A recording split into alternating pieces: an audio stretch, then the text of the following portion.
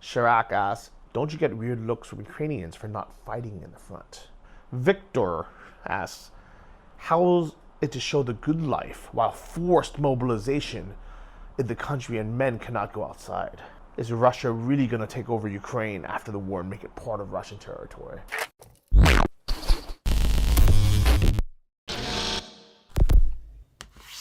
Hey guys, and welcome to another monthly Q&A. It's been a while since I've done this.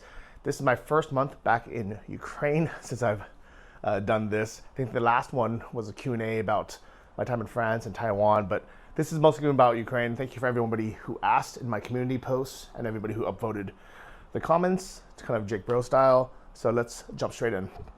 The first one's kind of a tough one. Kaylee Masters 5000 says, do you worry about your security since you show exactly where you live in all of your videos? Many YouTubers won't even show their neighborhood or building. And especially because you're the only Asian guy in that hood, it'd be a hard time getting lost in the crowd. This is something that I've came to terms with a long time ago, where I can either be really selective about what I show you guys, or I can just say, you know what? Fuck it, just try to be a good person, and if somebody tries to kill me, it's gonna happen. Right now, my biggest worry isn't someone in Ukraine coming in and trying to, do something bad to me. It's Russia. When I travel to other countries where there's other Russians, or even being here, just being targeted for being one of the few kind of Western voices speaking out against all of Russia's war crimes and atrocities, I know I'm a target. And at the end of the day, they'll find me. I mean, I'm pretty obvious. Like you can pretty much ask anyone, like, "Hey, have you seen this guy?" And you can show a picture of me and be like, "They're like, yeah, this guy hangs out at this cafe all the time, eats at this restaurant all the time." So it is what it is. But luckily, it's not like a house. I'm on like the 9th floor of a big building with like 100 units in here. So if you really wanted to try to come through here, there's gonna be all these babushkas watching out. But like, who's this guy? Who's this shady person trying to come in? It feels more secure than being in a single-story house where it's all glass, and then everybody can just kind of come from any window. I feel like the way that people build houses, it's very dangerous if you think about it. I mean, everybody wants bigger windows now. People even have glass front doors. I think it's insane. Wachena asks, why did I get a 1-year lease on this apartment? Aren't you planning to leave for Thailand again this winter? So yes, I do plan on going, but I want to go for a much shorter time this time. Last year, I felt like I was there for way too long. And then when I tacked on the Taiwan trip and then stopping in Greece for a few weeks and then going to France, I was exhausted by the time I got back. But a big reason why I left for so long is because I didn't actually have a place to come back to. I was waiting for my tenant to move out. And when I finally kind of realized that wasn't going to happen, I was like, you know what, let me come back and figure things out anyways. But if I knew I had an apartment with all my stuff in it that I was paying for, I would have just came back earlier. And I think for me, even though I really do like traveling and living in other countries, I need a home base now. I was out of a backpack basically for 8 or 9 years, and it was fun. I really enjoyed it. Minimalism is great. I highly encourage anyone and everyone to do it, especially when you're young and you're single. But at a certain point, you're gonna want to have your PS5. You're gonna want to have your artwork on the walls. You're gonna want to have your comfy chair, and you're gonna want to dedushka out a little bit. You want to grandpa out a bit. 101 Tuber asks, how's it all my friends are drop dead gorgeous? I mean, first off, I like hanging out with attractive people, even if they're just my friends. But second, in Ukraine, most people are just in shape because they don't overeat. They walk a lot. I don't think most of my friends, especially the females, even have gym memberships. Or maybe they just, they go once in a blue moon. I think it's just a culture where it's good genetics, but also lifestyle. Coming from a family with roots in Taiwan, should I avoid buying all products from mainland China? Or is that too difficult since everything is made there? I assume you avoid buying products from Russia.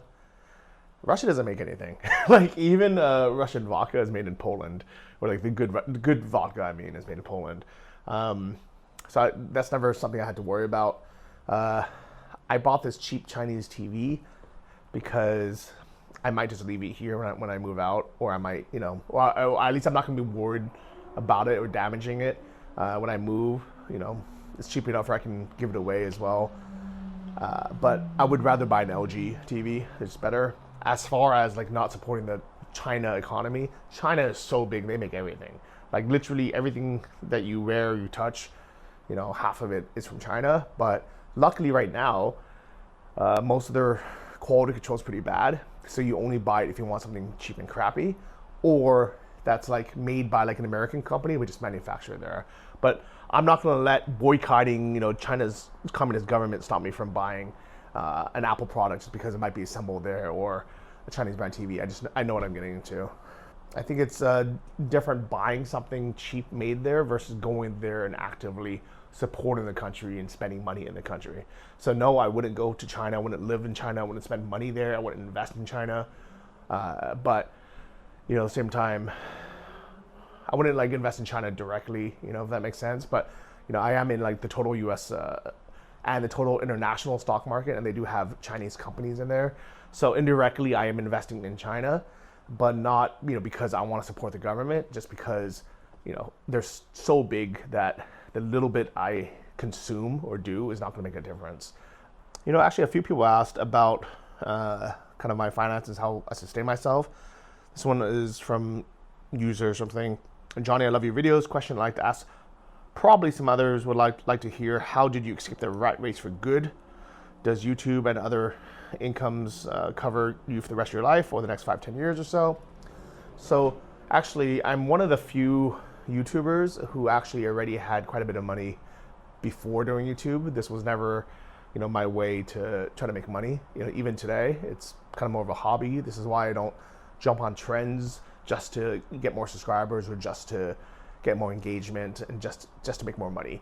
I do my style, which I like to hope that you enjoy, which is why you're watching it. I don't go to places just to get views. Like when I first came to Ukraine, I knew I was going to lose my subscriber base because they were interested in traveling to places like Sri Lanka, these tropical paradises, or even Thailand. And I came here not to make money from YouTube, but because I wanted to live here. I just happened to be here when the war started, but I couldn't have predicted that. So that being said, if you guys follow my old journey, watch some of the videos and talks I did on Nomad Summit. Those are all on YouTube for free. I linked to some of them. And you can, or if you listen to my podcast I co-host called Invest Like a Boss, we just did episode 300, which will be released soon publicly, at least the first half of it. And then the Patreons get access to the 2-hour kind of breakdown where I even show a spreadsheet of everything I invest in, my net worth, like as it goes up and down, my retirement account. So I'm pretty set for retirement, but for my kind of daily, day-to-day life, I do rely on the YouTube income. But luckily, I don't need that much to live here. So, I like to live in cheap places like in Thailand or here, so I don't need to spend much more than $1,000 or $1,500 a month. So now with the income from my property, that's actually a different question, but let's see if I can find that and jump into it. Okay, it's Jose Mendez is what we do that extra $1,600 from the rental apartment or the income I get from my rental. So about 400 of that goes to paying for this place plus utilities. So I have, let's say, 1,000 left per month after all the bills and everything. But with that, actually, I've been putting into a separate account, which I've been using to invest within Ukraine. So they were like, I was looking for like military bonds and things like that. Actually, I couldn't figure out how to do it. But then I realized, you know what? I have a good network of people. So I asked everybody I knew what kind of help they needed. And my ex-girlfriend, you can call her this, the girl I dated for a long time, Tanya, the girl I went to Turkey with, she has a friend from the east. I think it's Mykolaiv or one of those cities that got destroyed, unfortunately. And he used to have a import business there, dealing with like electronics. And when he had to move to Kyiv, he had to start all over because like all his stuff got completely destroyed. So she was like, hey, I hate asking like for money, and she's never asked for money before in the 4 years that I've known her. She's like, I have a very good friend. He's a very good guy. He just needs like a little bit of money to start up this business. He needs like $1,000. He needs to buy a laptop. He needs to buy like some inventory to kind of start with, and he'll pay you back like in 6 months when he can get back on his feet. And I sent her the money, no questions asked, and honestly I completely forgot about it because I didn't expect to ever see it again. Lo and behold, she sent me back the like first half of it or something, and I was like, oh wow, like so business is going good. And we had a long chat about it, and turns out like he's stable now. He's making money, but he's living off of like $150 a month, like after everything. And like he seems like a very good guy. He was like trustworthy, and I was like, what does he actually need to like get his business back going? And turns out he just needs working capital.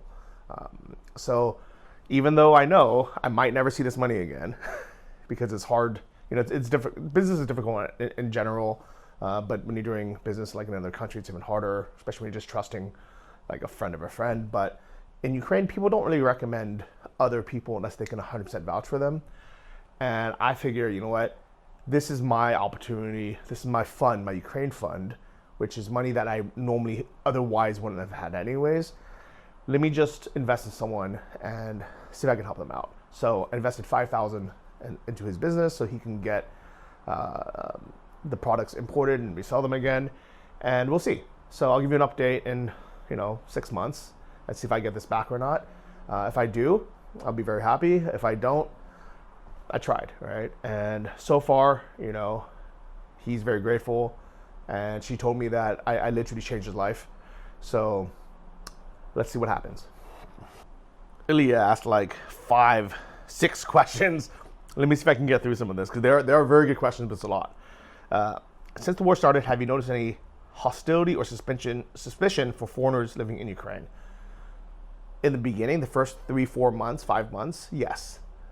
And people were worried. They were scared when they saw someone who didn't speak Ukrainian or even Russian. That was like a foreigner, especially someone that looks like they might be from East Russia. They were like, what the hell is this guy doing here? So that was one of the reasons why I left in the beginning. First, I knew it would be complicated because I wouldn't even be able to communicate with half of these people. Second, it'd be dangerous for me and for them to be in a situation where they weren't sure if the Russians had broken into Kyiv or not, and they see me, this big Mongol-looking Barat-looking Kazakh dude walking around, East Russian-looking dude walking around, and I only speak Russian as well, and even then I speak really bad broken Russian, so they can't even communicate. So yeah, in the beginning, first 6 months of the war, lots of suspicion. Now, this is end of June 2024. For the last year or so, people have been very happy to see foreigners because it shows them, kind of reminds them they're not alone in the world.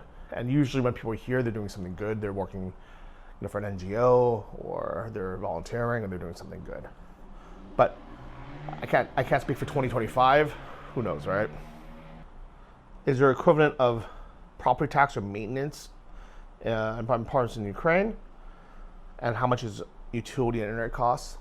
I'm gonna do a breakdown of the utilities and internet because honestly, I know I've been living here for years and years, but it's confusing because you have to send in like photos of your meters, how they go up and down, but the meters have, I don't know, multiple numbers. It's confusing. So I kind of just wait, and they tell me every 3 or 6 months how much I owe, and it's also been confusing because I'm in the places sometimes and not.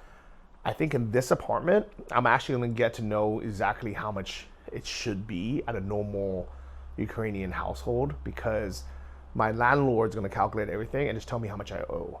So far, for the first half month, it was a kind of a weird calculation. It was a very, very small number, like $30 or something. Plus internet is like $6 for the net, super fast.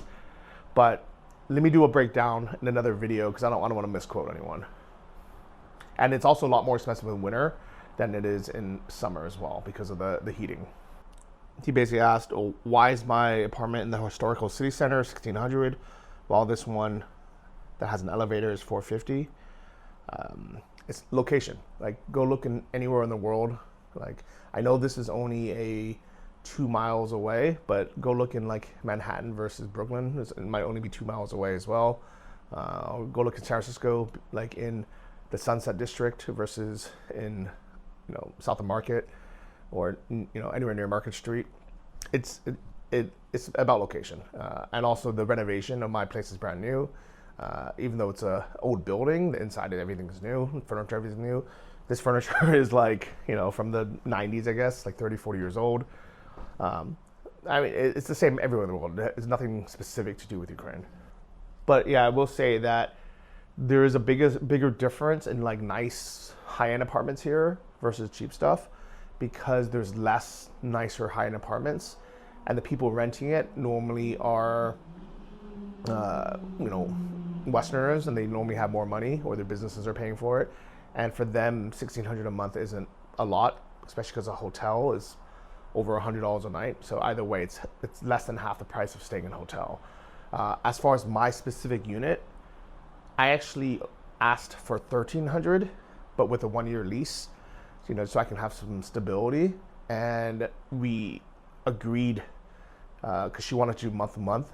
She doesn't know how long her contract's going to be, and the company, organization, whatever you want to call it, they didn't want to commit to a year lease because they want to be flexible. So they were happy to pay extra. They said, how about we pay you extra and we keep it month to month, and we can just leave whenever we want. So that's, I think that's pretty standard in a lot of places in the world as well. If you don't sign a contract, it's a little bit more expensive. Because if you think about it now, I'm taking a huge gamble signing a lease, 1-year lease here, because if she leaves next month, I'm going to be screwed. I'm going to have 2 apartments. So it would be nicer to know for sure, like, when things start and end. But, you just have to take financial risk sometimes. So Savina and Sabring asks, are you planning on selling my real estate in Ukraine? And then, are you planning to make Kyiv my home base for the long haul? So my plan before the war was definitely to have Ukraine be my home base for the long haul. It's perfectly in the center of the world, of my world at least, in Europe and then Asia. When the airport was open, it was fantastic. I still believe in Ukraine's future, which is why I'm living here and I'm not selling my apartment. I really like my Kyiv apartment, and I think it's a good financial investment. As you can see from the ROI on the rental, it's a great location, and I think after the war, it's going to be worth a lot more. My Kharkiv place, I would happily sell that. If someone wanted to give me 40 grand for it right now, I'd sell it. But the problem is there's no market for it right now. There was a family living there, but luckily, unluckily, it was like there for them when they really needed it, when their place in Volchansk got destroyed, but their family, so they eventually found a bigger house to move into. But it was nice to have it at least for them while they needed it. So now it's just sitting empty again. So it's kind of a waste. Like, there's no rental market right now for Kharkiv. It's too dangerous to go there, and for me to go visit or live there, it's also dangerous. And it's the one place my mom is like, please do not go. And I keep telling her, like, don't worry, I'm not gonna go. And she's like, Johnny, I know you're gonna you're gonna be tempted. She's like, don't make me worry. And I'm like, okay, I'll just stay in Kyiv. Like, I'm not gonna stress her out. But I also believe, as long as the West continues supporting Ukraine and we can prevent Russia from destroying the center of Kharkiv, it too will recover. But it is a much bigger gamble. And I personally don't have, a big emotional connection to it. It wasn't a place that I designed. I didn't pick any of the furniture. I kind of just moved in there, and I think I lived in there for a month total. Couple 2 weeks trips here and there, but it's always been a rental. Alex says, why not buy a modern house, being built in a secure residential complex, 30 minutes away from the city, land is cheap, yada yada. Do I think about buying a house at some point in the future to live with my wife and children. Well, first I'm gonna have to have the wife and children first, and then I'll probably end up moving into a house somewhere. I don't know if it will be in the suburbs of Kyiv or somewhere else in Ukraine or somewhere else in the world. But especially while you're single or even just a couple, an apartment near the city center is the best thing to do. Like, this is the one thing that we're really missing in the US, especially when it comes to like housing crisis and everything being expensive. It's just more like basic apartments like this, you know? I feel like people in Canada always complain about how expensive their housing is, but then I look and everybody's living in these luxury sky rises. I'm like, can you guys just build like cheap, small, crappy places, you know? Or like, aren't there old places that you can move into? Like, why does everybody have to have floor-to-ceiling glass windows and like, you know, all this like, you know, nice amenities and like concierge and gyms and stuff? In Thailand also, I don't think it's smart to have like a separate house. The maintenance is expensive. You know, as I said earlier, safety, you know, like it's a lot safer to be in a building. And it's also a lot easier to lock it up and just leave for 3 months or 6 months and not have to worry about it.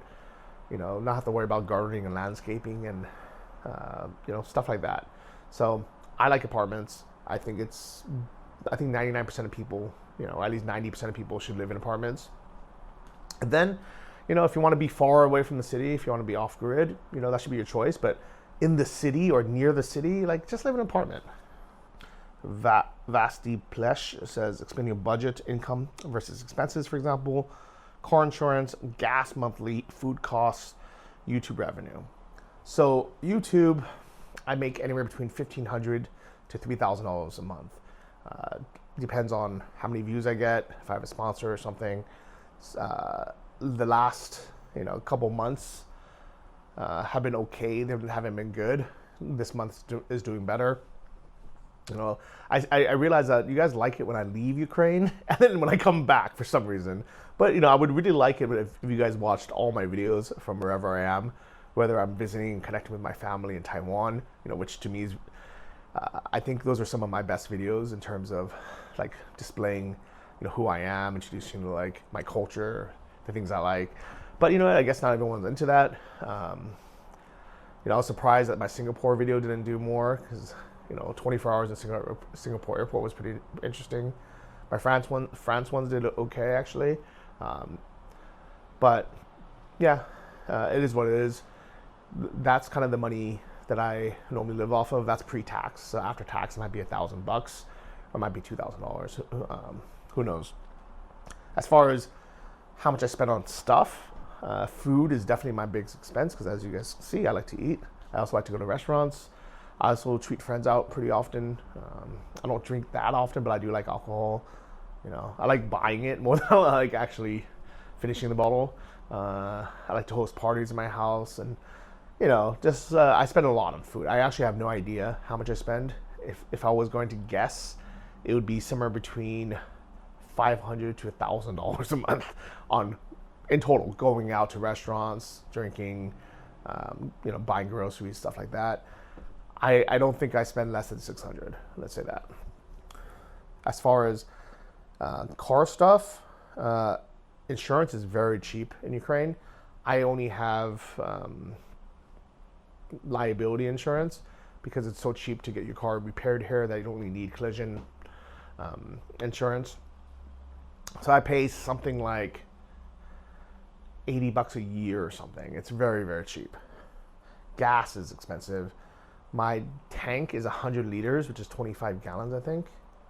And it costs like $150 to fill up every time.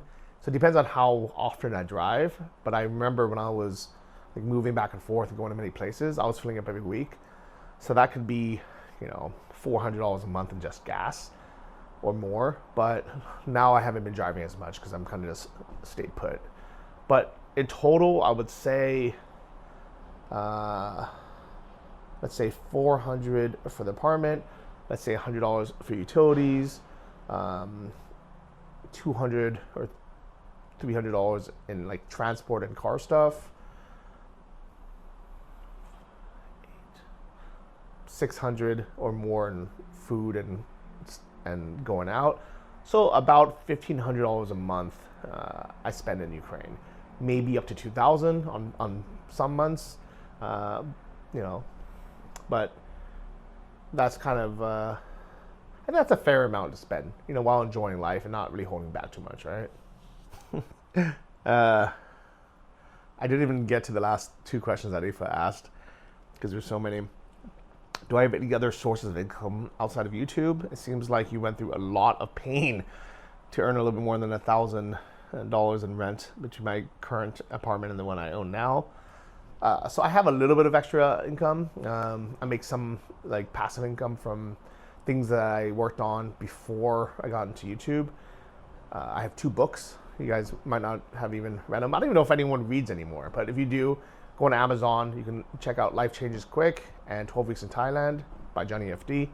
I get a little bit of money from those, or kind of just other random stuff that, you know, I've had like in the past. I have a blog, you know, so I get a little bit of like affiliate income if I recommended something, you know, whether it's a product or something from Amazon or whatever it is. But I've stopped doing all that. I stopped updating things. I've stopped creating content for it, you know, probably 4 or 5 years ago. So all that now I get so little from it that I don't even count it. It might be like $50 a month, might be $100 a month. It's not like a significant amount for me to even consider income. But I have a podcast called Invest Like a Boss, and that we make, you know, depends on the sponsors we have and the ads we have. But, you know, let's say between $1,000 and $3,000 a month, but we split it with 3 guys. So, you know, maybe I might make $1,000 a month from it, but that's more of a side passion and hobby that I really like doing. And it's a good excuse to hang out or catch up, at least virtually, with Derek and Sam. And more importantly, that's kind of allowed me to keep an eye out on the investment market and keep an eye out on my finances. I do get, you know, some interest from my savings, from CDs and like government bonds, some dividends from my stocks and things like that. But the vast majority of it is in a retirement account that I can't actually touch until I'm like, I thought I was 55 or 57 or something. But like, I do have extra income if I like need to tap into it. But mostly I just try to live off my YouTube income, and the rest of it, I just do something else with. I reinvest it or something. I don't know. But yeah, as far as making the extra $1,000, I mean, maybe to you, like an extra $1,000 a month isn't that big of a deal, wasn't worth moving for. But for me, it's a big deal. And, you know, to maybe a lot of you watching, it is a big deal. I can see this being in 2 camps, like 2 very separate camps, because if you live in an expensive city, you know, and your rent already is like, you know, $4,000 a month or $3,000 a month, or your income is like 10 grand a month, then an extra 1,000 isn't worth moving into a crappier place, or even moving at all. But for someone, you know, who kind of grew up with struggling parents, that $1,000 to them, you know, was their entire paycheck. To me, it's a very, very big deal. And secondly, it's more about like the freedom of knowing I have that extra income, and the freedom that I know when I go to Thailand, I don't have to feel guilty about leaving my place empty. Because even at, you know, 15,000 hryvnia a month here, which is a little bit less than $400, I still feel a little bit guilty if I leave for 2 months, you know, and have it completely empty. And I don't have a subletter or a friend staying here, which, you know, unless I happen to have a friend that I know who just happens to need a place those 2 months, you know, it might just end up staying empty. And I told myself, you know what, at, you know, $400 a month, I'll leave it empty. But if it was 1,600 or 1,000, even 1,000 a month, there's no way in hell I would leave that empty. And then I would have the stress of juggling Airbnbs again, which was the thing that was, you know, kind of killing me mentally. He and actually a couple of people asked, like, do I want to have a family, remain a bachelor? Do I stay on? What's my future plans long term? Don't want to live in Ukraine, US, APAC. What the hell is APAC? Isn't that like Israeli like lobbyist group or something? Asian Pacific? Oh, Asian Pacific. Or perhaps another European country. My plan, I'll let you guys know this right now. I would like to get married to a nice girl, have kids, and I'll probably live. Here's my ideal plan, all right? This is my ideal situation. So if you know someone, let me know, okay? Introduce me. I would like to meet a sweet, beautiful Ukrainian girl, someone like Lena that you met, right? Like, very nice and kind, but also hardworking, like isn't like pretentious, I like to cook, but it'd be nice, if she likes to cook as well. We can go to the market together, and pick like fresh vegetables, and just have like a chill life. I don't want like to party anymore. I want to have a dog. I want to have some kids, and we can live anywhere in Ukraine. I actually wouldn't live in Kyiv if I was getting married. I would move somewhere more chill, more quiet. Maybe near Odessa would be nice, because we have access to the beach, or even just like a little bit outside of the city center. I'm happy living here, but what I would really like, this would be a great bonus, is if she had like a family from the village that has either a dacha, or I can buy a dacha near there and have them, have an excuse of like going there and just like, growing tomatoes or like, growing stuff and having that. I wouldn't want to buy a dacha and have to do it all on my own. I think it's too much work. And second, it's not very enjoyable. It's just like a single guy going to like a country house by himself. But if I had a family, and especially if she had extended family that wanted, that had roots there or wanted to go there, I would really, really like that. I know a few of you commented on the video when Lena from Dean Pro was here saying, she's a great girl. Trust me, I know. And we've talked about it. And she said if she didn't have kids, she would happily move to Kyiv and we would date or be together. But it's not a possibility, guys. I'm sorry. Oh, by the way, this is terrible. Not sponsored by San Pellegrino lemon and mint. The orange one, the blood orange, is really good. The Arabica orange, whatever they call it. But this one's terrible. Oh, foo. Kurt asks, how do I cope with the hate speech or the haters, negative commenters? You know what? I realized this from very, very early on. Nobody who has a better life than me or is doing more for Ukraine is hating on me. It's only people who hate their life or unhappy, well, they probably should hate their life, that are unhappy in their life, that they're projecting that on me. So, izvini, vibite, like, it's sorry, like, I hope you guys figure out, what's making you so unhappy in your life and hope you fix that. But nobody that's like happy in their own life is taking the time to comment, right? Screw this guy.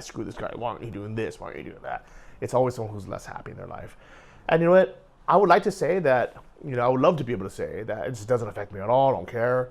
Like, it still hurts, man. I'm a human being. I feel like very empathic, and I feel other people's pain, and I feel things, right? But luckily with YouTube, I can just click one button and it just hides their comments for life. And unfortunately, there's no way to undo it. So if I even click it accidentally, I can't do it. I can't undo it. And if you sent me $50 on Buy Me a Coffee and you were like, Johnny, I know I said something stupid last week and you you shadow banned me, can you please unblock me? Man, it would take me like half an hour to like manually scroll through and like try to like find your name to unblock you. So it would be really, really hard to do. So just try not to say anything too rude. I'm pretty like lenient about it.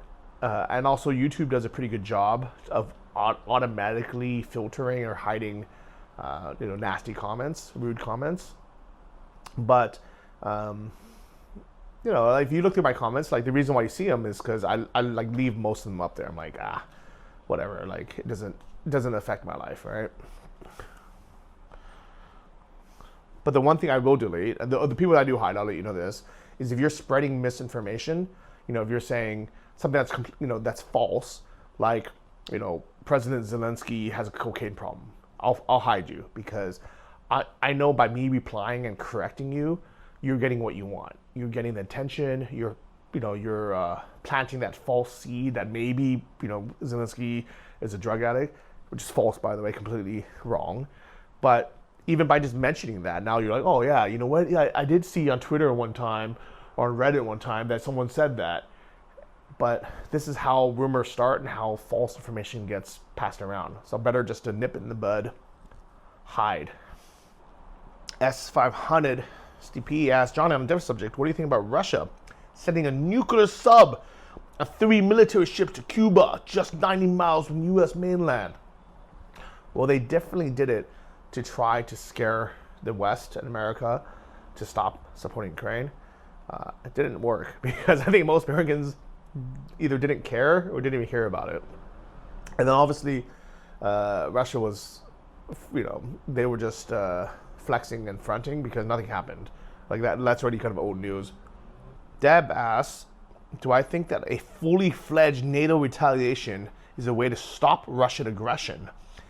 Has everyone actually thought out and believe it's the best outcome for the world? I thought about this. I used to go to these rallies and people would hold up signs that said, NATO close the sky. Have you guys seen those? The reason why I never held up that sign is because I understand that they want NATO to get involved and just shoot down any Russian plane that's bombing Ukraine. I also understood that as soon as the West, whether it's NATO or the UK or the US or any NATO country,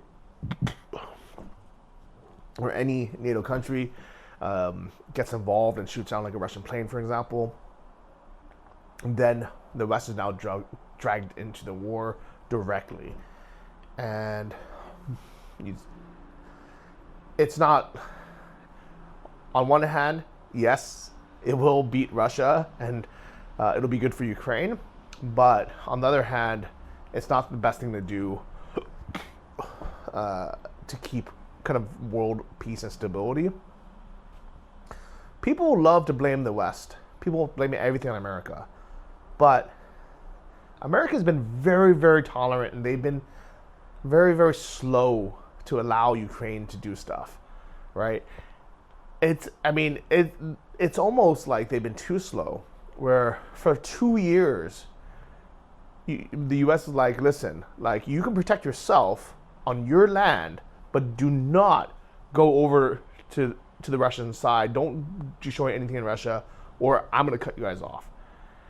And Ukraine was like, dude, but they are literally just, imagine this. Imagine you have a neighbor who is throwing rocks and breaking your windows, killing your dog, right? And once in a while, they would sneak over, do something bad to your daughter, and then run back across their fence, and there's nothing you can do. You can only stop them when they are physically on your side of the fence. They can even just be on their side and throw rocks at you or shoot at you. Nothing you can do. And you call the cops. And you're like, can you help me? And they're like, yeah. But only when they are on your side, on your side of the fence. And you're like, that doesn't make any sense, man. Like, let me go over there and just smack the dude and tell him to stop, cut it out. Let me go over there, destroy his rock pile or his weapon stash. The U.S. has been very, very slow to act and tolerant. And yes, if the West and NATO got involved, we could end it very quickly, but then it might be an excuse for other countries to get involved. But at this point, Russia is literally bringing in other countries anyways. They brought in Iran. Now they're bringing North Korean troops over to Ukraine. So they're the ones escalating the war. Whenever NATO gets involved, it will end it, but at what cost for now, but also the future. I'm going to give you an example. I went to Bosnia, and everybody in Bosnia, right? And then it happened again just a few years later in Kosovo and Albania. Like, the Serbians, they were, just killing people, destroying things for years and years. And they're like, NATO, West, it's like, please help us. Like, look at us. Like, Serbia is being, this communist country, this dictatorship, killing all of us. And when NATO finally got involved, it ended. But for decades after, people point like, look at NATO for coming in bombing Serbia. And you're like, did you guys even question to ask why they finally stepped in? And for 8 years, or how many years before that, they didn't get involved. But nobody takes that in consideration. Everybody in Serbia is like, NATO is bad. Everybody in Africa or other countries that hate the West will say, look, the West is bad. Look at what they did in Serbia. And nobody has the foresight to be like, well, why did NATO get involved? What were they stopping there? They were stopping a genocide in Kosovo. They should have stepped in earlier and stopped it in Bosnia as well, but they didn't. And then, I think NATO and the West has learned from that, and they say, you know what? Let's not get involved. Because, yeah, we can help, but at what cost? Jomo says, that place looks depressing. I'd rather move back to Thailand. Evan says, Thailand, Ukraine, or I guess, versus Thailand, visa limitations aside. Let's call asks, am I thinking about switching countries permanently? I mean, Ukraine altogether. Someone else asks, you can always go do a Euro tour for the summer or go to Mexico and then go to Thailand for the winter. So I actually thought about going to Mexico. My original plan, or one of my plans, I was researching it. I was like, you know what? I've always wanted to live in Mexico.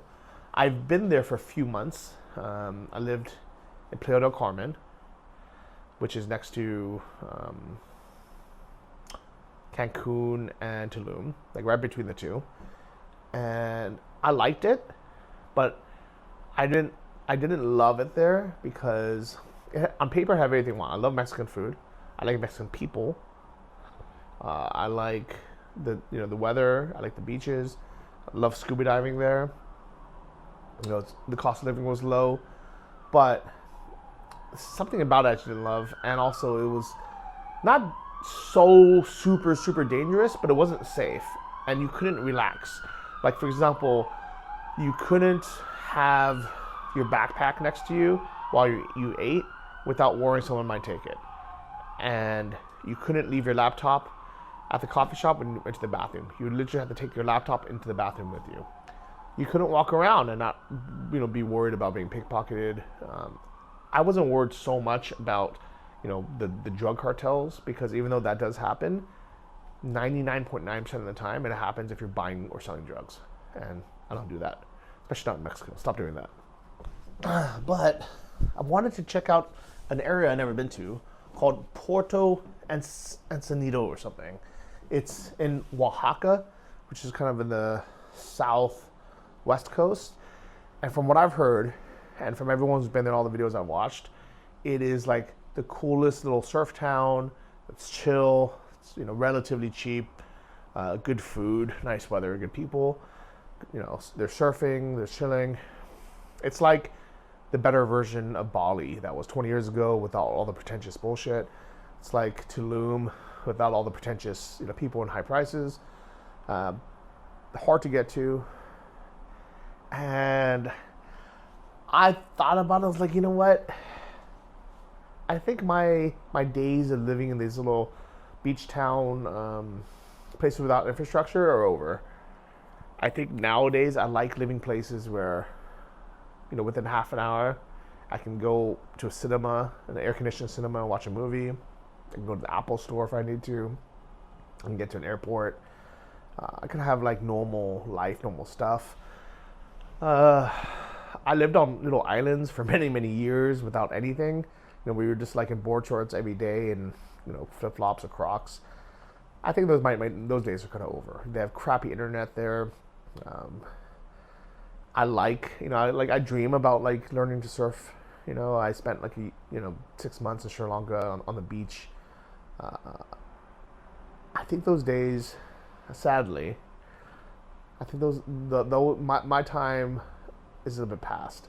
I could probably still do it if I really wanted to, but I don't really have that big desire. Like I think my life, I want to be more chill. Like I wish I can live here and then fly to Italy for a week, walk around, do like a walking tour, like check out architecture and museums, go to a pasta making class. Like to me, that's like what I enjoy nowadays, right? Maybe I'm just getting older where I don't care about beach parties anymore. Maybe I'm maturing, or maybe I did that so long, so many times that I'm just like it's not exciting for me anymore.